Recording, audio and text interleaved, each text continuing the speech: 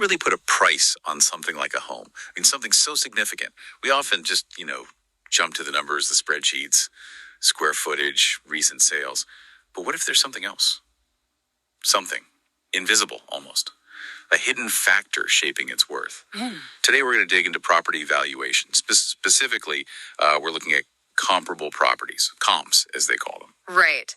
And for this deep dive, we're leaning heavily on a really interesting article by Barry LeBeau. It's called The Human Factor in Property Valuation.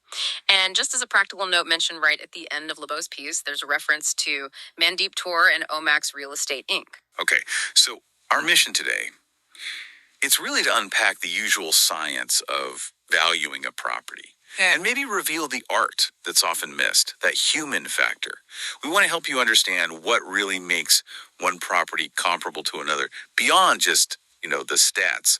So let's start right there. What are these comparable properties that everyone talks about? You've definitely heard the term comps if you've ever thought about buying or selling, right?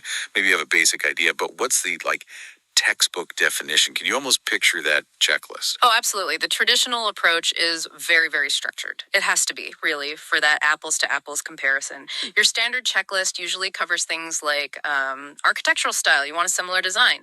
Age is a big one. Homes built around the same time. They often share similar systems, layouts, maybe even potential upkeep issues. Right, like plumbing or wiring from the same era. Exactly. Then location.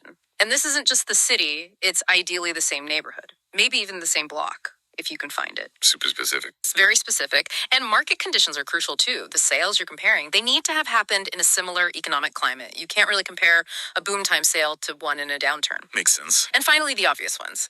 Size and features. Square footage, number of beds and baths, lot size, maybe a garage, a pool, all those physical things. These criteria, they're really seen as essential. They create that level playing field we talked about. You're trying to make sure the product, the house, and the community context are as consistent as possible. It's all about that, technical rigor. That's the foundation. Okay, that foundation sounds solid. Necessary, even. But here's where it gets really interesting, based on the sources. It seems there's this other element, something the traditional models don't always capture. Something that can, mess with the numbers. Yes. It's the piece that doesn't quite fit neatly onto that spreadsheet. The invisible force, you could say. It's us, human beings. Our behavior, our motivations, our emotions. The people part. Exactly. Real estate isn't just bricks and mortar and interest rates. It's fundamentally about people making huge life decisions. And LeBeau points out a really key question, one that's often sort of underappreciated when picking comps. Is the price range within the buying power of the target market? Okay. What does that mean exactly? It means you have to think about who the typical buyer for this specific house is and what they can realistically afford. Not just the theoretical value based on similar houses, but who can actually buy it. Right. And Barry LeBeau, the author we mentioned, he apparently wished he had unlimited funds just to sit down and interview buyers to really get inside their heads about why they chose one house over another, beyond the obvious stuff. He did. Well, something very much like that. There's this great anecdote in the source. It was during the urea formaldehyde foam insulation controversy, UFFI for short. UFFI, I remember hearing about that. That caused quite a stir, didn't it? Health concerns? Stigma? Huge stir. It really impacted property values. So as people started buying these homes despite the UFFI issue, LeBeau actually interviewed about 100 of them. And his goal wasn't just, what did you buy, but why? Why this house with this known issue? And what did he find? Was it all about getting a bargain? Sometimes price was a factor, sure, but fascinatingly, the answers were rarely just about price or the size or even the location in isolation. People talked about family needs, about their aspirations, sometimes about their fears, maybe needing to be in a certain school district or close to relatives, and sometimes it was just a gut feeling. The place felt right. A gut feeling? But appraisals are supposed to be objective, right, based on facts.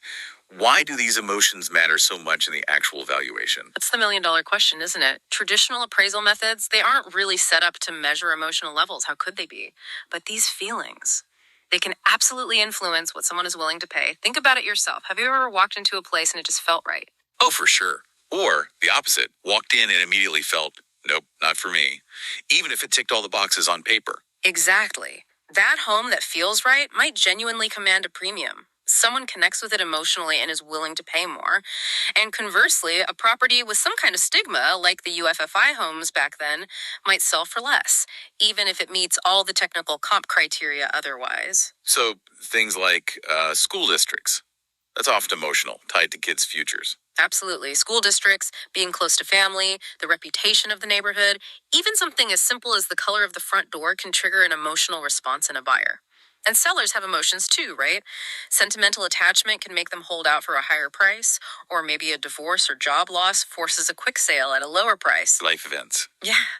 These human factors, they're messy, they're hard to put a number on, but they are absolutely real and they definitely move the market. So the really fascinating part here is, okay, how do we bridge that gap? How do we connect the technical stuff with, the human stuff? Right. If we accept that this human factor is a real force, it kind of changes the game for realtors and appraisers, doesn't it? They need to ask different questions, maybe.